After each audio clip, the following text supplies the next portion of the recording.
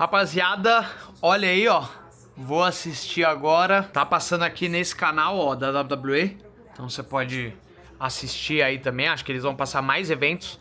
Mas é só pra dizer que estamos de volta. Vou assistir essa bomba aqui e vai ter review pra vocês.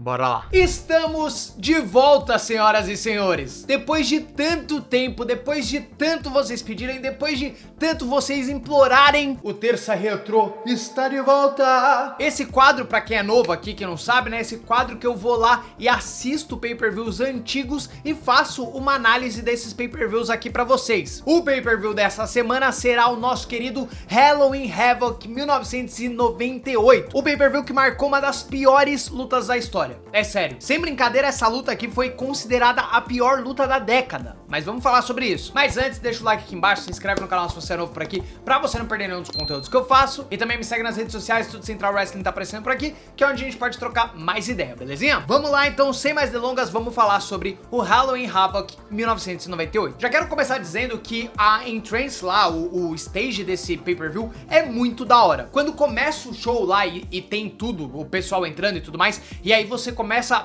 e tem aquele negócio do bicho lá se mexendo, junto com a abóbora se mexendo, isso é muito louco. Mas, assim, eu sei que tem bastante gente falando sobre isso ultimamente, mas, cara, como tá fazendo falta essas coisas mais criativas, né? E quando você olha pay-per-views antigos, que você vê que realmente tinha um negócio, né? Tinha, tipo, uma vontade diferente de fazer os negócios que hoje em dia a gente não vê mais. Parece que, sei lá, tipo, todo mundo meio que tá bom assim, vamos deixar assim. E meio que tá nessa, né? Tipo, não tem um bagulho mais tão inovador assim, as coisas estão muito normal. E aí eu vi isso daí, eu falei, mano, que bagulho da hora, né, velho? E realmente isso daí faz falta, porque, pô, é um pay-per-view temático, sabe? Então você começa já a ficar meio ambientado, assim. Isso me lembra muito na WWE, né, quando tinha aqueles Buried Alive, que tinha o In Your House, que tinha a decoração toda, que, mano, meio que te transporta pra aquele lugar. Isso é muito legal. E isso faz muita falta. Então eu queria pontuar isso daí. Mas beleza, vamos começar o pay-per-view, porque, cara, por mais bizarro que seja, é um pay-per-view rápido. Mas como é um pay-per-view rápido, se teve 3 horas, teve até problema, você vai falar isso, eu já tô ligado. Então, eu vou explicar daqui a pouco, mas vem comigo. Nós começamos o pay-per-view com Chris Jericho vencendo o Raven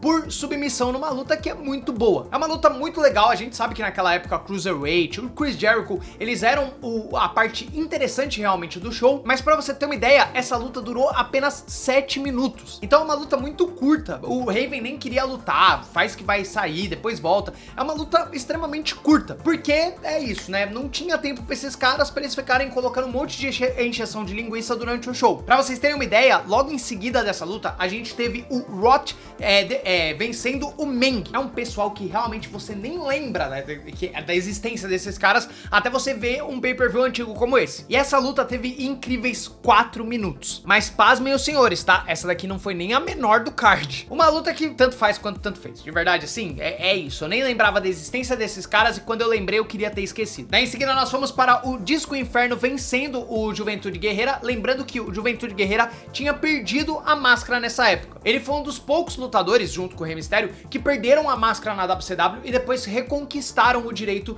de usar a máscara novamente. A real é que a CMLL parou um pouco de ligar pra isso e deixou eles, falou, vai. E nesse pay-per-view tinha um negócio de que se o Disco Inferno ganhasse, ou o Juventude, né, quem ganhasse ali, iria lutar mais tarde pelo cinturão. E o mais legal de tudo é que o mais tarde é daqui 9 minutos, mais ou menos. Porque essa luta dura 9 minutos, é uma luta bem boa, porque o Cruiserweight salva a WCW. Pra quem não sabe, nessa época, cara, é o que eu falei no começo. O Cruiserweight e o Chris Jericho, o Rey Mysterio, eram quem realmente trazia a luta livre de verdade. Porque de resto era só a NWO batendo nos caras, fazendo promo nada a ver e meio que é isso. A real é que em 1998 a WCW já tinha se perdido pra caramba. O Eric Bischoff já fazia parte da NWO e já tinha até mesmo a NWO Wolfpack, que aí é boa, tá? Eu vou ser bem sincero aqui que eu gosto. Então a real é que, tipo assim, já tinha se perdido tanto que meio que era isso, tá ligado? O Disco Inferno acaba vencendo numa luta boa que dura 9 minutos. E aí ele foi descansar. Quer dizer, mais ou menos. Nós tivemos o Alex Wright, mais um que eu não fazia ideia, vencendo o Fit Finlay. Pra quem não sabe, o Finlay é um dos grandes lutadores, assim, um dos melhores lutadores que a gente já teve. Tanto que ele treinou muita gente que tá no NXT, que você fala que é o melhor de todos os tempos, hein? Mas nessa época que ele só tomava pau mesmo. E lá aí. Em seguida nós tivemos a pior luta da noite e também a luta mais curta da noite. O Perry Saturn venceu o Lodge em apenas 3 minutos. Pô, o tempo de eu sair pra botar minha comida pra fazer, ele já tinha ganhado. Aí eu voltei e me arrependi de ter voltado. É uma luta muito ruim, não tem como. E aí nós fomos para o Billy Kidman defendendo o seu cinturão Cruiserweight contra o nosso querido Disco Inferno. Uma luta que, sinceramente, foi boa, teve 10 minutos, deram tempo pra eles trabalharem, mas que eu acho que não foi tão boa assim. O Billy Kidman é inacreditável, assim, o que ele fazia na época é inacreditável. Você vai ver qualquer coisa do Billy Kidman e você fala, mano, o cara é inacreditável. E realmente ele faz uns negócios muito da hora, assim. Cara, você pensar que em 1998 tinha um cara dando Shooting Star Press e era normal, é muito bizarro. Tudo bem que hoje em dia é qualquer coisa, tá ligado? Qualquer um dá um Shooting Star Press. Eu mesmo daria um Shooting Star Press aqui pra vocês, mas eu tô lesionado, não posso fazer isso. Mas naquela época era sensacional, era um bagulho que todo mundo olhava e falava, mano, como que você tá fazendo isso, mano? Você vai morrer, mano. Aí o Brock Lesnar fez e acabou tudo. Daí em seguida nós fomos para o Rick Steiner e o Buff Bagwell. Na verdade o Buff Bagwell deu uma traída, né? Mas tudo bem. Vencendo o Scott Steiner e o The Giant, que é o Big Show. Cara, que luta, velho. Assim, desde o começo do pay-per-view tem essa storyline rolando de tipo, o Buff Bagwell vai trair ou não vai trair o Scott Steiner, porque o Rick Steiner tá numa feud com o irmão dele. Enfim, é uma coisa totalmente, tipo, sem sentido. Pra quem não sabe, inclusive, quando a WWE comprou a WCW, o Buff Bagwell seria o nome que a WWE iria impulsionar. Só que acabou que o cara era, tipo assim, era o pior cara de todos os tempos. E aí, por conta disso, obviamente, não deu certo. E aí a WWE teve que falar, mano, deixa quieto. Pra quem não sabe, quando a WWE juntou com a WCW, muitos nomes não quiseram ir pra WWE. E isso fez com que o Invasion não fosse tudo aquilo que a gente esperava, tá ligado? Porque imagina, você tá vendo toda semana Ric Flair, Goldberg, Diamond Dallas Page, Sting, e quando eles chegam na WWE, chega Buff Bagwell e a sua corja. Não dá, né? Não orna muito. E o Buff Bagwell era ruim que dói. Pelo amor de Deus. Daí em seguida nós vamos para uma luta que sinceramente me surpreendeu. O Scott Hall venceu o Kevin Nash, né? Por count out, né? Na verdade, quem venceu ali foi o Kevin Nash, que deu um powerbomb lá e o Scott Hall ficou lá todo moído. Mas a luta, sinceramente, foi boa. Assim, eu sempre tento analisar o combate na época que ele foi feito, tá ligado? Pra hoje em dia, com certeza é um combate mediano pra baixo. Mas naquela época, e pensar que eles deram tudo que aconteceu na WCW foi por causa deles, meio que é muito louco. Você vê os dois se enfrentando, é aquela coisa, é aquele choque de tipo, mano, como assim, tá ligado? Eu sempre tento fazer a minha análise e ir assistir o pay-per-view com essa mente de tipo, eu estou vendo isso na época que foi feito pra ver, tá ligado? Porque assim eu consigo realmente entender qual é o propósito e realmente entender e julgar até mesmo as lutas que eu tô vendo. Então, por mais doido que seja, eu achei essa luta coisa boa demais. É muito doido, porque o Kevin Nash dá o powerbomb e fala, mano, quer saber? Moralmente, eu já ganhei, então eu vou embora. E aí ele sai andando e vai indo embora. E é isso, tá ligado? Isso prova um bagulho muito foda. Inclusive, ele era da Wolfpack, enquanto o Scott Hall era da NWO. Já tinha virado uma bagunça sem tamanho isso daí. Eu falei pra vocês, já virou bagunça. A NWO consegue ser a melhor e a pior coisa da luta livre, porque ela criou um bagulho muito bom, que foi essa ideia de facção, essa ideia de coisa, mas aí ela também meio que deixou isso, meio que sucateou isso, porque aí começaram a colocar qualquer um era da NWO. Ficou tão insalubre a situação que criaram a NWO Wolfpack, que era uma outra NWO. E aí não faz sentido, né? Pra que duas? Se uma já tava ruim. Daí em seguida nós vamos pra mim, a luta da noite, porque é óbvio. Bret Hart venceu o Sting. Cara, numa luta que assim, você tem Bret Hart e você tem o Sting. Tudo bem que o Bret Hart não estava mais no seu auge, porque ele já tava com vários problemas de lesão e tudo mais. Inclusive daqui a um tempo ele já iria se aposentar e tudo mais. Mas você tem o Sting no seu prime. O Sting ali tava sensacional. É uma luta muito boa, inclusive é uma das lutas que o Sting tá usando a face paint vermelha da Wolfpack, que é coisa boa demais. É lendária. Essa skin do Sting é lendária, meus amigos. Só por isso já vale 5 estrelas. E a luta é boa pra caramba. No final, o Bret Hart, que era o heel, começa a dar uma camaçada de pau com o beisebol lá do...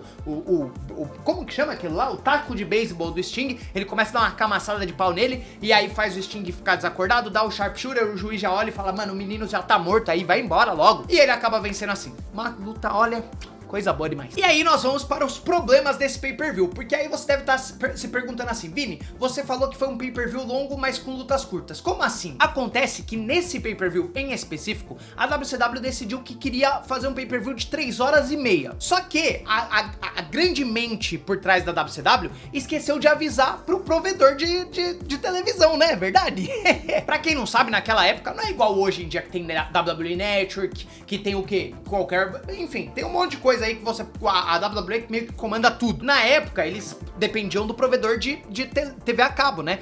E era um horário limitado ali, que geralmente eram 3 horas, se eu não me engano, pra pay-per-view e 2 horas pra show semanal. Só que acontece que eles decidiram fazer um pay-per-view mais longo sem avisar ninguém. E aí vão ter 2 problemas nisso daí que a gente vai falar daqui a pouco. Mas antes vamos falar sobre a pior luta de todos os tempos. Essa luta foi considerada como a pior luta da década. Vocês têm noção disso? Hulk Hogan contra The Warrior, ou né, Ultimate Warrior, enfim. A WCW teve a maravilhosa ideia de refazer a luta, dar uma rematch pra eles quase 10 anos depois daquela luta deles lá na WrestleMania de 1991, ou 90, não sei exatamente. Eu tenho certeza que você aí, assistindo esse vídeo, já tá pensando, Vini, que ideia de idiota, né? Eu sei, mas na cabeça do Eric Bischoff era uma ideia sensacional. Começando pelas promos, meus amigos. Tem aquela promo maravilhosa que o Ultimate Warrior aparece no... essa promo é sensacional, pô. O Hulk Hogan tá lá olhando pro espelho e ele tá meio se sentindo assombrado pelo Ultimate Warrior. E aí o Ultimate Warrior aparece no espelho numa das cenas mais inacreditáveis da história da luta livre. Mas beleza, teve tudo isso, o pessoal tava ali. Era, mano, na época, assim, a WCW, eles cagavam e o fã comia, tá ligado? A realidade é essa. A WCW fazia o que queria porque tava na frente dos ratings e não tava... Eles estavam achando que a WWE nunca ia chegar neles. Então eles estavam já no modo caralho, tá ligado? Eles faziam o que eles queriam. E, mano, fã é burro, vai gostar. E o pay-per-view foi um recorde, tá? Recorde de venda até então. Mas aí, beleza, rematch. Depois de 7 anos, coisa boa demais. Eu vou ser sincero que eu acho que a gimmick Hollywood Hogan é uma das melhores gimmicks da história, tá? Eu vou ser bem sincero nessa. Realmente o Hulk Hogan, ele conseguiu se reinventar de um jeito que, tipo assim, cara, você ama ou você odeia aquele personagem. Mas geralmente as pessoas amam, porque ele fazia esse heel muito bem, velho. No começo do pay-per-view, quando ele aparece falando,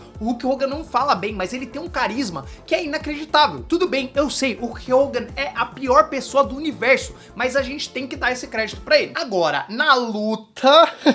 eu quero me matar. Cara, são 14 minutos de luta que é uma porcaria. É só isso que eu tenho pra dizer. E aí, no final da luta, teria um spot que o Hulk Hogan iria pegar e acender um isqueiro e queimar a cara do Ultimate Warrior. Só que o nosso querido Hulk Hogan acabou errando. E quando ele foi acender o isqueiro pegou fogo na cara dele e queimou metade do bigode dele e uma sobrancelha. Por conta disso, o primo dele, que tinha sido espancado... Olha só as coisas que a WCW fazia, né? O primo dele tinha sido espancado uma semana antes pela NWO. E segundo o Hulk Hogan, isso daí foi um aviso pro primo dele. Acontece que o primo dele vem e ajuda o Hulk Hogan, dando o que é considerado por todo mundo a chair shot, ou seja, a cadeirada mais insatisfatória da história, porque ninguém reage, ninguém no estádio reage, e aí o Hulk Hogan acaba vencendo. Tá, mas não acaba aí, tá bom? Como esse final teve que ser meio que improvisado, ele acabou passando mais do tempo que deveria ser. Então o pay-per-view, que era pra ter 3 horas e meia, e que aí talvez a televisão até aceitasse,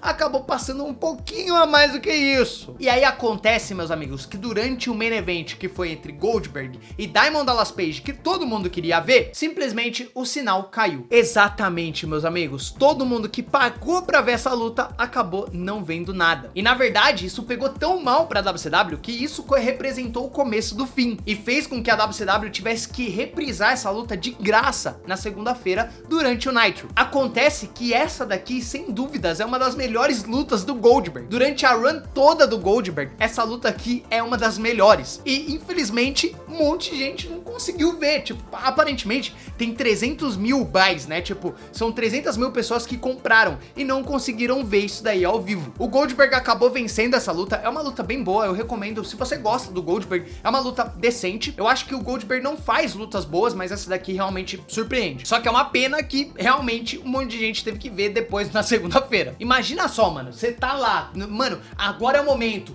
vai acontecer e pum, desligam a TV. Imagina, eu ia ficar puto. Imagina só os youtubers da época. Imagina o Dave Meltzer. É muito doido, porque o pay-per-view tem cerca de 3 horas e meia, mais ou menos. E, cara, todas as lutas têm 3, 4 minutos. Isso é muito doido. Pra você ver como a NWO dominava de uma forma que era muito absurda. Metade dessas coisas, durante esse meio tempo entre as lutas, tem promo da NWO, tem a NWO fazendo comercial, tem a NWO indo pro ringue pra fazer nada. Tem um monte de coisa que não levam a nada, só querem reforçar a marca da NWO. Parece muito que a WCW tinha uma dívida de jogo com a NWO, tá ligado? E que dependia muito, realmente, da popularidade, muito mainstream, muito maluca, inclusive, da NWO. Se você não sabe, cara, 1990, a coisa mais popular dos Estados Unidos era você ser fã da New World Order. A luta livre, em 1990, era uma das coisas mais populares dos Estados Unidos. Então imagina só como a WCW surfou em cima desse hype desses adolescentes que queriam ser parte da NWO. Então, por conta disso, o pay-per-view inteiro, quase, gira em torno da NWO. Tanto que o pay-per-view começa com WCW, NWO. Inclusive, eu tenho uma coisa aqui que mostra isso. Basicamente, depois de um tempo, esse começou a ser o logo